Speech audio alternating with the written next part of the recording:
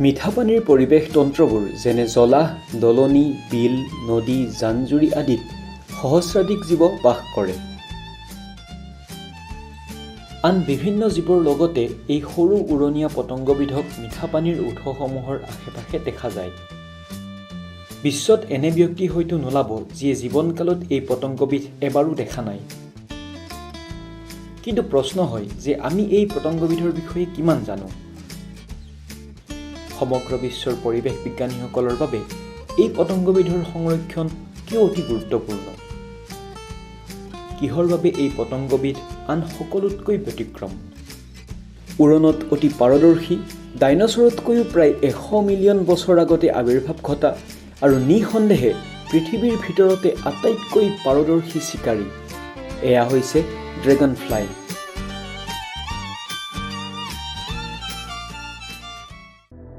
অসমীয়া ভাষাত স্থানীয়ভাৱে ড্ৰেগন ফ্লাইক গাগিনী বা জিয়া বোলে। সমগ্ৰ পৃথিৱীত ইয়াৰ প্ৰায় ৭,০০০তকৈ অধিক প্ৰজাতি পোৱা যায়। বৰ্তমানলৈ অসমত ১২০ বিধ প্ৰজাতি চিনাক্ত হৈছে। গৱেষকসকলৰ মতে এই সংখ্যা অধিক হ'ব পাৰে। ড্ৰেগন ফ্লাইবোৰক সাধাৰণতে পানীৰ কাষত দেখা পোৱা যায়। জান-জুৰি, নদী, পুখুৰী, জলাহ, বিল আদি ইয়াৰ প্ৰধান বাসস্থান।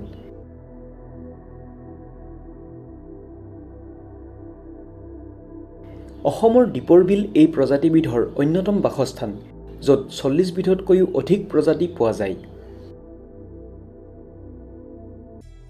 আমি সাধাৰণতে দেখা ড্ৰেগন ফ্লাইবোৰৰ পাখিৰ প্ৰস্থ প্ৰায় ৫ৰ পৰা ৬ ইঞ্চি। কিন্তু পূৰ্বতে ইয়াৰ আকাৰ ভিন্ন আছিল। প্ৰায় ৩০০ মিলিয়ন বছৰ পূৰ্বে কাৰ্বনিফেৰাছ যুগত ড্ৰেগন ফ্লাইৰ আৱিৰ্ভাৱ হৈছিল। মানুহৰ বিৱৰ্তন ১ মিলিয়ন বছৰ পূৰ্বেও হোৱা নাছিল। বিজ্ঞানীসকলে উদ্ধাৰ কৰা ড্ৰেগন ফ্লাইৰ জীৱাশ্মৰ প্ৰস্থ ২ ফুটৰো অধিক দেখা গৈছে। কেইবাশ কোটি বছৰ পূৰ্বে এই বৃহদাকায় পতংগবিধে আকাশত ৰাজত্ব কৰিছিল। এই বৃহদাকায় পতংগবিধ আছিল মেগানিউৰা।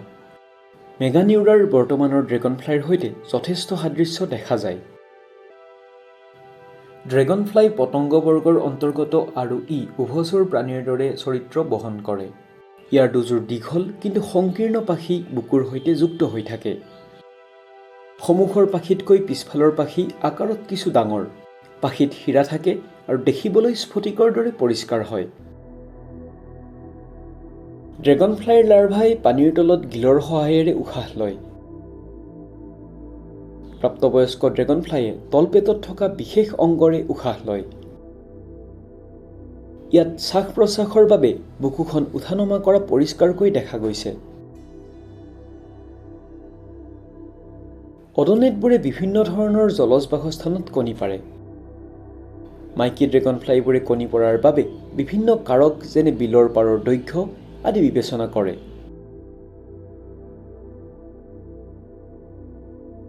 সদ্য প্ৰাপ্তবয়স্কতা লাভ কৰা মতা আৰু মাইকী অডনেটবোৰে পূৰ্বৰ স্থান এৰি কাষৰীয়া নতুন ঠাইলৈ যায়। মতা ড্ৰেগন ফ্লাই সাধাৰণতে অধিক তীব্ৰ বেগত উৰিব পাৰে। নিষেচনৰ বাবে উপযুক্ত ড্ৰেগন ফ্লাইবোৰ প্ৰজননথলীলৈ পুনৰ ঘূৰি আহে। মতা অডনেটবোৰৰ যৌনাংগ বুকুৰ দ্বিতীয় অংশত অৱস্থিত, আনহাতে মাইকী অডনেটবোৰৰ যৌনাংগ বুকুৰ একেবাৰে তলৰ অংশত অৱস্থিত। প্ৰাপ্তবয়স্ক ডেমছেল ফ্লাইবোৰৰ প্ৰজননৰ সময়ত হৃৎপিণ্ডৰ দৰে আকাৰৰ সৃষ্টি হয়। অডনেটা বৰ্গৰ অন্তৰ্গত ডেমছেল ফ্লাই হৈছে ড্ৰেগন ফ্লাইবোৰৰ আটাইতকৈ ওচৰ সম্পৰ্কীয় পতংগ।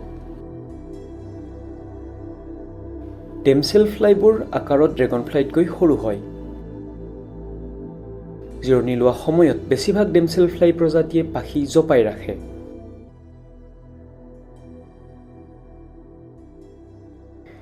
ড্ৰেগন ফ্লাইৰ প্ৰাপ্তবয়স্ক আৰু লাৰ্ভা উভয়ে চিকাৰী। লাৰ্ভাবোৰে চুপ লৈ চিকাৰ কৰে যাতে চিকাৰে চিকাৰীৰ উপস্থিতি গম নাপায়।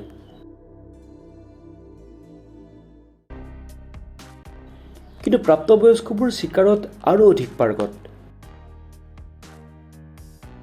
প্ৰাপ্তবয়স্ক ড্ৰেগন ফ্লাইবোৰ চিকাৰত ইমানেই পাৰ্গত হয় যে চিকাৰৰ সফলতাৰ হাৰ ৯০%তকৈও অধিক।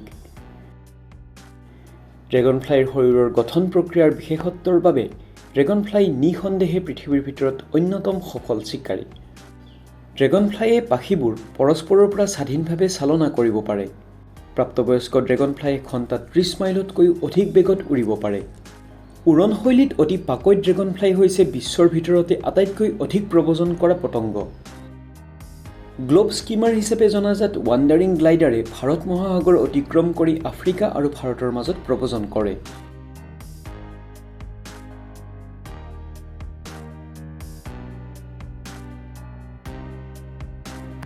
উৰণত পাকৈত হোৱাৰ উপৰি ড্ৰেগন ফ্লাইৰ দৃষ্টিশক্তিয়ে ইয়াক পাকৈত চিকাৰী কৰি তোলে। শতাধিক ক্ষুদ্ৰ চকুৰে ড্ৰেগন ফ্লাইৰ বৃহৎ চকু গঠিত হয়, যাক কম্পন চকু বোলে। ড্ৰেগন ফ্লাইৰ চকু যুক্ত হৈ থাকে আৰু ডেমছেল ফ্লাইৰ চকু পৃথক হৈ থাকে। ড্ৰেগন ফ্লাইয়ে মানুহৰ দৰে ৰং চিনাক্ত কৰিব পাৰে।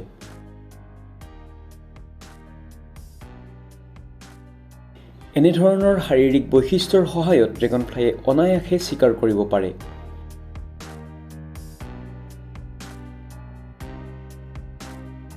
ই সৰু পোক পতংগৰ চিকাৰ কৰে, যেনে মাখি, মহ ইত্যাদি।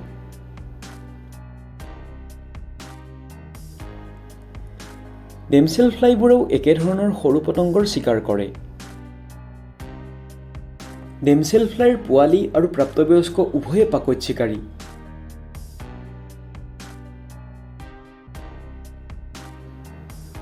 মাছৰোকা, চিলনী, কণামুচৰি আদিয়ে আন বিভিন্ন পোক পতংগৰ লগতে ড্ৰেগন ফ্লাইৰ চিকাৰ কৰে।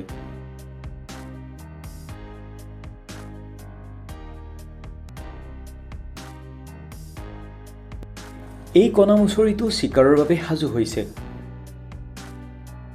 প্ৰথমবাৰ ই বিফল হ'ল।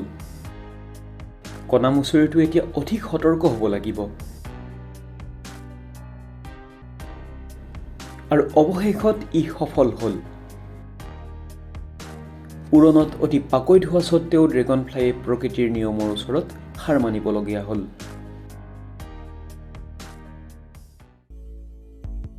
এণ্টাৰ্কটিকাৰ বাদে সমগ্ৰ পৃথিৱীতে বিস্তৃত হৈ থকা ড্ৰেগন ফ্লাই সম্প্ৰতি সংকটৰ সন্মুখীন হৈছে।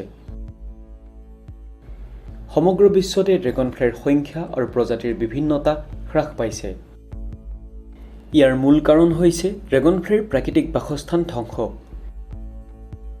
জলাহভূমি ধ্বংস, পানীৰ সৈতে বিভিন্ন হানিকাৰক দ্ৰব্যৰ মিশ্ৰণ হোৱা আদিয়ে পানীৰ উৎসবোৰ ড্ৰেগন ফ্লাইৰ বাবে অনুপযুক্ত কৰি তোলে। এই পানীৰ উৎসবোৰ ড্ৰেগন ফ্লাইৰ সংৰক্ষণৰ বাবে অপৰিহাৰ্য। জলবায়ু পৰিৱৰ্তন ড্ৰেগন ফ্লাইৰ বাবে আন এটা প্ৰধান সংকট।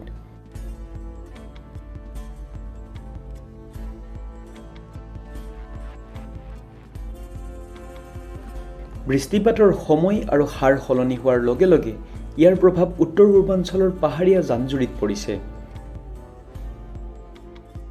ইয়াৰ ফলত উত্তৰ পূৰ্বাঞ্চলৰ অধিকাংশ জান-জুৰি বছৰৰ কেইবামাহ ধৰি শুকাই পৰে। হিমালয় পৰ্বতত বৰফ জমা হোৱাৰ স্বাভাৱিক প্ৰক্ৰিয়াটো গোলকীয় উষ্ণতাই প্ৰভাৱ পেলায়। আৰু এই তুষাৰখণ্ডবোৰেই হৈছে উত্তৰ পূবৰ নদীসমূহৰ মূল উৎস। জলবায়ু পৰিৱৰ্তনৰ এনেধৰণৰ বিভিন্ন কুপ্ৰভাৱে উত্তৰ পূৰ্বাঞ্চলৰ সমূহ ড্ৰেগন ফ্লাই প্ৰজাতিৰ বাবে অশনি সংকেত কঢ়িয়াই আনিছে। যদিহে ড্ৰেগন ফ্লাই পৃথিৱীৰ পৰা লুপ্ত হৈ পৰে, সমগ্ৰ বিশ্বতে ইয়াৰ বিৰূপ প্ৰভাৱ দেখা যাব। ড্ৰেগন ফ্লাইয়ে মানুহৰ বাবে হানিকাৰক মহৰ নিয়ন্ত্ৰণত সহায় কৰে।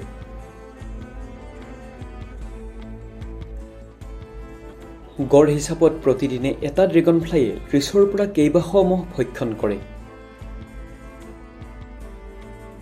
ইয়াৰ ফলত মহৰ দ্বাৰা সৃষ্টি হোৱা আৰু বিয়পা বেমাৰ যেনে মেলেৰিয়া, জাপানীজ এনচেফেলাইটিছ, ডেংগু আদি ৰোগবোৰ নিয়ন্ত্ৰণ হয়।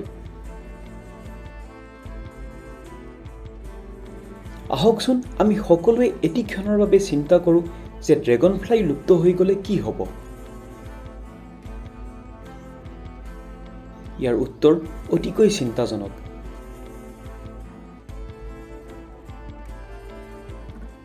আহক অধিক পলম নহওঁতেই এই আকৰ্ষণীয় পতংগবিধক সংৰক্ষণ কৰিবলৈ আমি যৎপৰোনাস্তি চেষ্টা কৰোঁ।